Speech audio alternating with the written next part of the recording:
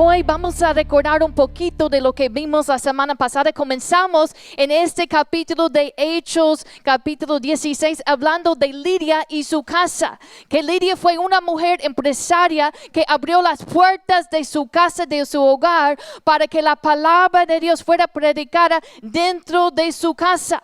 Y la palabra de Dios dice que no solamente fue salva Lidia, pero también su familia fue salva. Dios quiere salvar a toda la familia, quiere transformar a toda la familia. Pero lo que vimos la semana pasada es que la palabra de Dios tiene que tomar prioridad dentro de nuestros hogares. Tiene que ser nuestra luz y nuestra lámpara, nuestra guía a nuestras decisiones que tomemos. Así que vimos el caso de Lidia en la semana pasada y hoy vamos a ver el caso de Carcelero y su familia. Pero quiero darles un poco de contexto.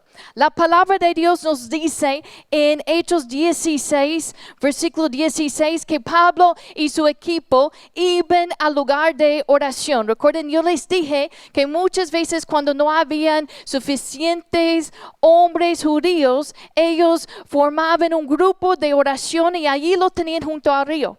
Y un día dice la palabra que iban y salía una mujer, una muchacha endemoniada.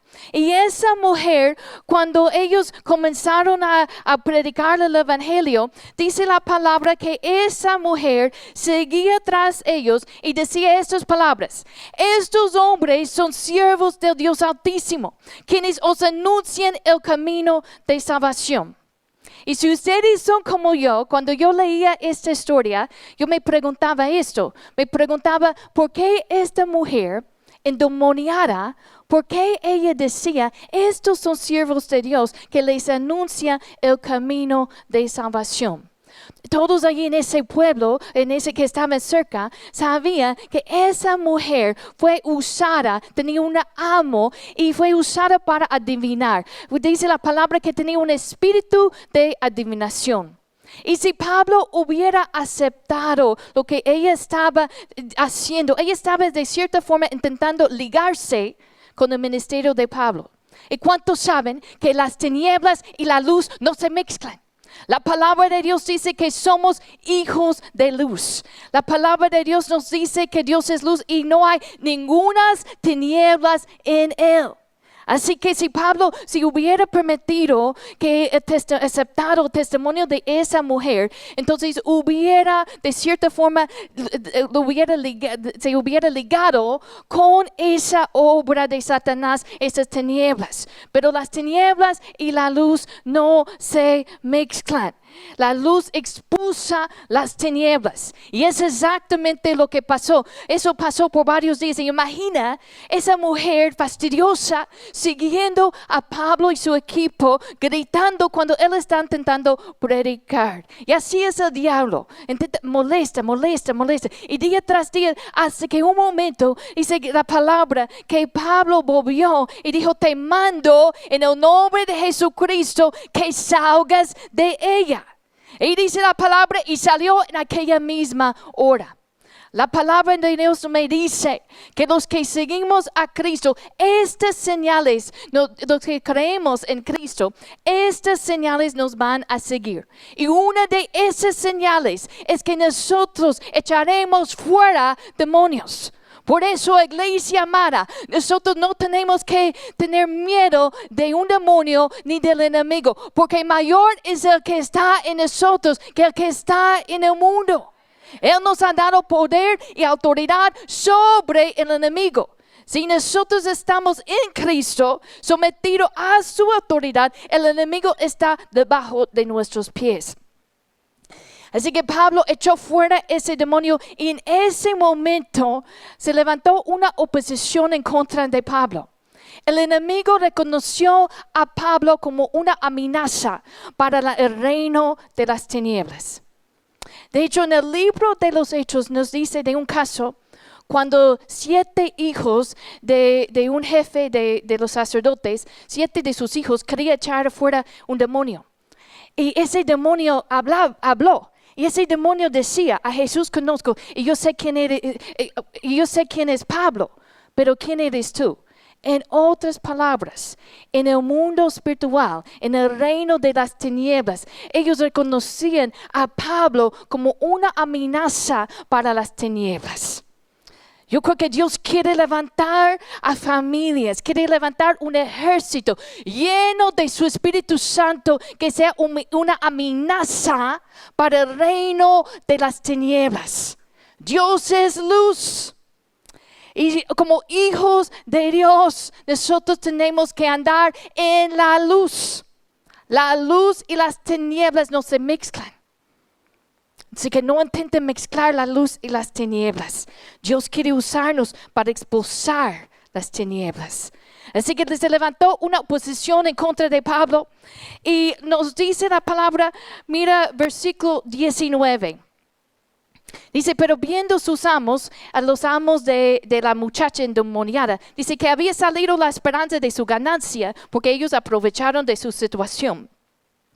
Prendieron a Pablo y a Silas y los trajeron a foro ante las autoridades. Y presentándoles a los magistrados dijeron, estos hombres siendo judíos alborotan nuestra ciudad. Enseñan costumbres que no nos es lícito recibir ni hacer, pues somos romanos. Escuchen esto. Y se agopó el pueblo contra ellos. Y los magistrados, rasgándoles las ropas, ordenaron azotarles con varas. Después de haberles azotado, ¿cuánto?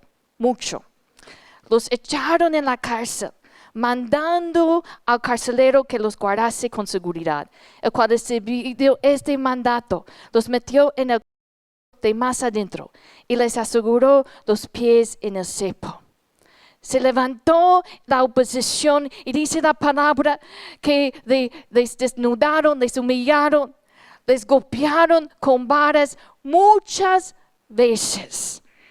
Y los metieron en el lugar de alta seguridad dentro de la cárcel, en el lugar más oscuro, en el lugar donde ellos tenían sus pies metidos en el cepo, en una posición incómoda.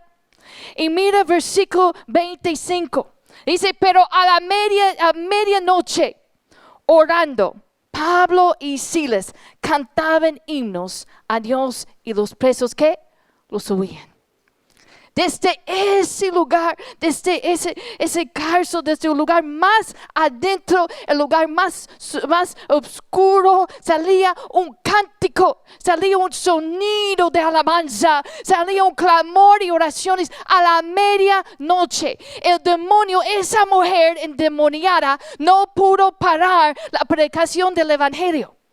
Tampoco ese dolor y esos azotes pudieron apagar la alabanza de Pablo y Silas. Cuando hay un compromiso verdadero con el Señor, las circunstancias no pueden apagar nuestras oraciones ni nuestra alabanza. Hermanos, a Dios se adora en los buenos y en los malos. La palabra de Dios nos dice en el Salmo 34, dice, bendeciré a Jehová, ¿en qué? En todo tiempo. Su alabanza estará de continuo en mi boca. Yo no sé si les ha tocado estar en una cárcel o visitar a una cárcel.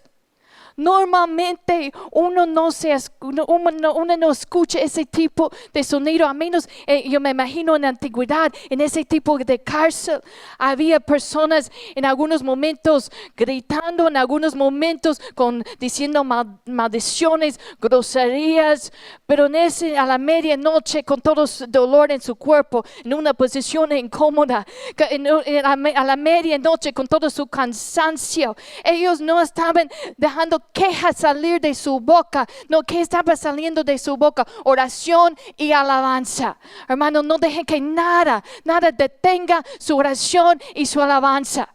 Y eso es la palabra que yo sentí de parte del Señor, decir a ustedes y para sus familias.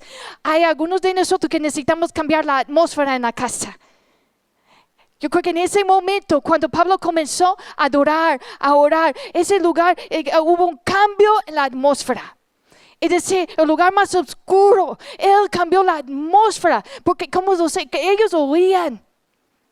Quizá en un momento ellos estaban en su desánimo, o quizás en su enojo, yo no sé qué estaba pasando con los prisioneros, pero llegó un momento que todos están escuchando.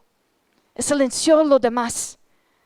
Y hay que tener crear esa atmósfera de alabanza dentro de nuestros hogares. Pon música de alabanza en su casa. Pon predicaciones, escucha la palabra, hablen de la palabra dentro de sus casas. Ustedes son responsables de la atmósfera de su casa. Y tienen que tomar responsabilidad de esa atmósfera dentro de su casa. Donde antes había esos pleitos y ese enojo y esas quejas, Dios puede cambiar todo eso. Y que sea un ambiente de alabanza y oración donde la presencia de Dios habita ahí en su casa.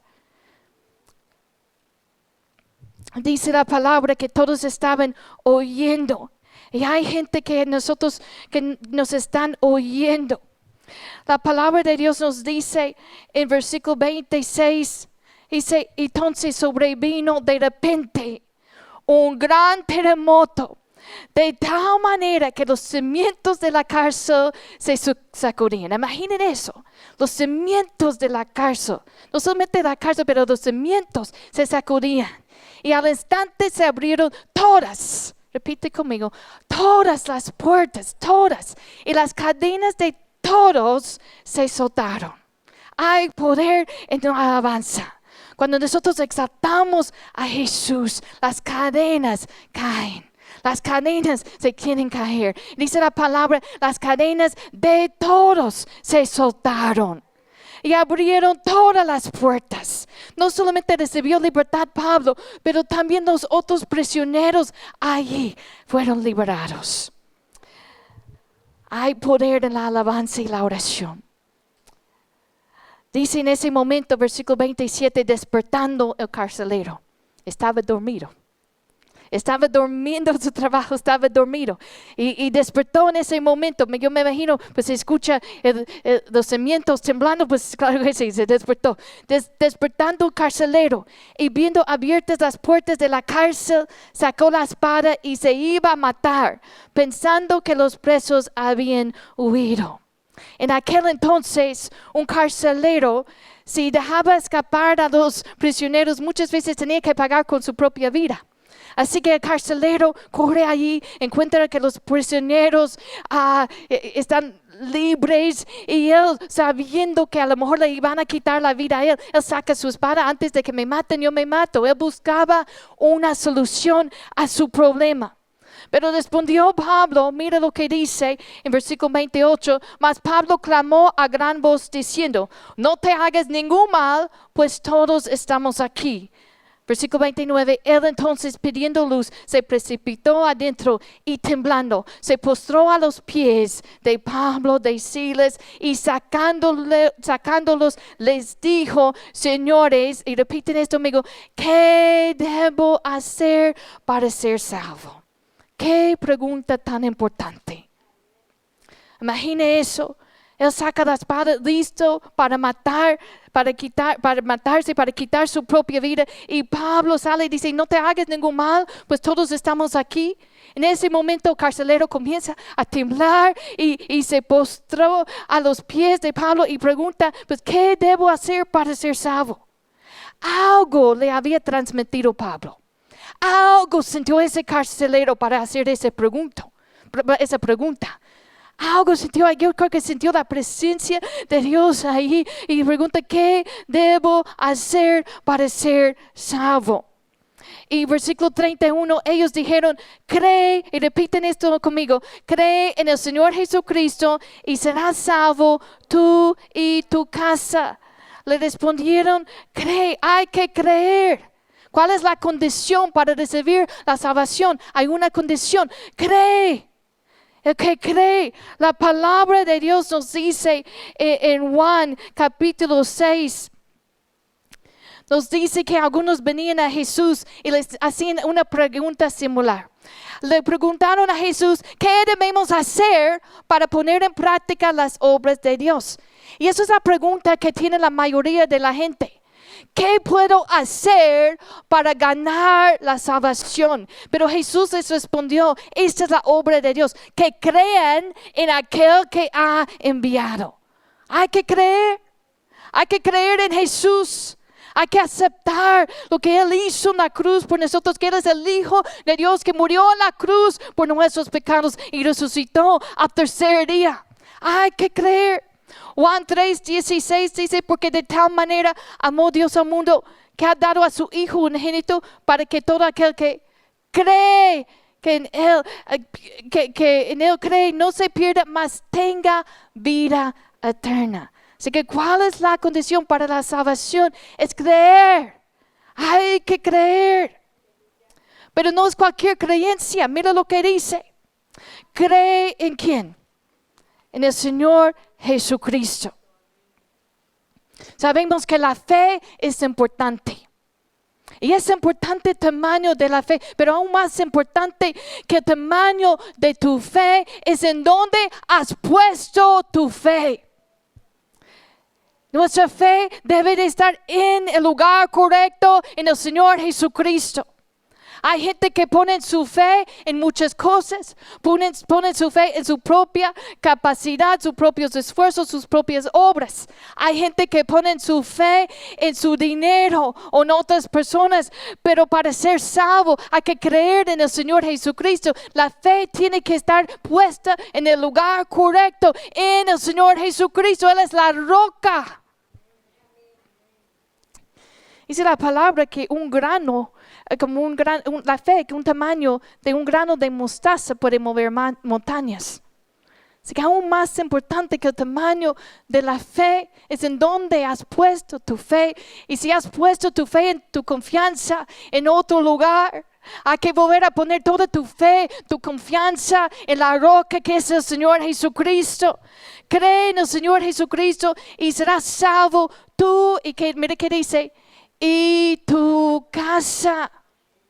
Pablo no solamente estaba pensando en la salvación de ese carcelero que estaba enfrente de él, él también estaba pensando en la salvación de todos que estaban arriba en el hogar de ese carcelero, de su esposa, de sus hijos, de sus siervos. Él estaba pensando en la casa de él. Dios está interesado en la salvación de toda tu casa. Y la pregunta que yo tengo en esta mañana es: ¿qué tan importante para ti es la salvación de tu familia? La salvación es individual. Cada uno tiene que tomar su propia decisión. La fe del carcelero no salvó a su familia. ¿Cómo fueron salvos? Miren conmigo, vamos a terminar la historia. Dice, versículo 32, dice, y le hablaron la palabra del Señor a él y a todos los que estaban en su casa. Y él, tomándolos en aquella misma hora de la noche, les lavó las heridas y enseguida se bautizó él con todos los suyos. Y llevándolos a su casa, les puso la mesa y se regocijó con toda su casa. ¿De qué? De haber creído a Dios. ¿Cómo fue salvo la casa, la familia del carcelero? Pablo y Silas llegaron, hablaron la palabra del Señor y ellos también creyeron en Jesús. ¿Qué tan importante para nosotros es la salvación de nuestra familia? ¿Cuánto tiempo pasamos orando por ellos, por su vida espiritual? ¿Qué tan dispuesto estás para despertarte temprano, acostarte tarde, intercediendo, parándote en la brecha por ellos? Hablas de la palabra. La misión de la familia es una misión evangelística. Dios quiere salvar a toda la familia, transformar a toda la familia y que la familia sea usada para alcanzar a otras familias. Es una misión evangelística. Dios te quiere usar en tu familia, en tu casa. Pero qué tan importante para nosotros es la salvación de nuestra casa. Amamos a nuestra familia y yo puedo decir como papás y como miembros de una familia, uno quiere y desea lo mejor para su familia, ¿no es verdad? ¿Verdad? Para los hijos, cuando uno tiene un hijo, desea que ellos tengan la mejor educación, la mejor ropa, buena comida. Y todo eso es importante y qué bueno. Los llevamos de aquí para allá con sus actividades de la escuela y los deportes. Y todo eso es bueno y qué bueno que lo hacemos, es importante. Pero aún más importante que todo eso es preocuparnos, es preocuparnos por la vida espiritual de ellos. La palabra de Dios nos dice que aprovechará al hombre si ganare todo el mundo y perdiere su alma. El tesoro más grande que nosotros podemos compartir con nuestra familia es compartir a Cristo con ellos. Compartir la palabra con ellos. Cómo fueron salvos, la palabra de Dios fue predicada dentro de la casa. Y ellos creyeron, su casa, su familia creyó en Jesús. Y versículo 34 nos dice que inmediatamente esa familia se levantó y ellos también comenzaron a ministrar a Pablo, le lavaron sus heridas. Y mira al final de 34, quiero que lo veamos juntos. Dice, y se regocijó con toda su casa de haber creído a Dios. Hay un gozo que nosotros experimentemos en nuestra salvación. Y la pregunta que yo tengo en esta mañana es si tú gozas de tu salvación. La palabra de Dios nos dice en Isaías 25, dice, nos gozaremos y nos alegraremos en su salvación. Podemos gozarnos en nuestra salvación, sea lo que sea las circunstancias externas. Hay un gozo verdadero, hay un gozo duradero cuando estamos en Cristo. Y hermanos, si has perdido ese gozo, si te has quitado la mirada de Cristo, decídete hoy. Yo voy a volver a poner mi mirada en Cristo y voy a decidirme gozarme, alegrarme en mi salvación. Es cuando la gente ve en ese gozo rebosándote tu vida, que eso les va a dar un apetito para escuchar más. ¿Sí? ¿Qué pasa con ella? ¿Qué pasa con él? Tanto gozo que tiene. Pero si hemos perdido ese gozo del Señor, si hemos perdido esa pasión para Cristo, y puede ser que dicen de vuestra familia, dicen, bueno, ¿por qué seguir a Cristo? Si no hay un gozo allí. La palabra de Dios nos dice, nos gozaremos, nos alegraremos en su salvación. Gócense en su salvación.